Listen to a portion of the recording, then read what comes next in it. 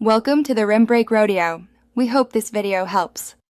You start by confirming the essentials. Phone meets Android 6.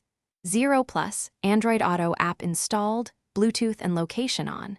Once done, unlock your phone and use a good USB cable. Plug it into the car's USB-A or USB-C port labeled for data. Make sure the car is on accessory or ignition mode so the infotainment system powers up.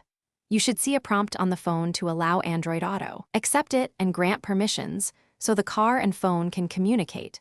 Once your phone is authorized, shift attention to the car screen. You go to the Home or Apps menu and locate the Android Auto icon or a smartphone projection entry. Tap it. If you don't see it, open the source or input list and select the USB port you used. The system may take a few seconds to load the Android Auto interface. Be patient. If prompted on the screen, confirm that you want to start Android Auto and follow any short on-screen setup steps to complete the connection. To finish, check that audio, microphone, and controls respond.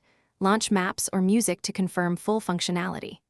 If Android Auto won't appear, disconnect and reconnect the cable, then restart the phone and the car's infotainment system.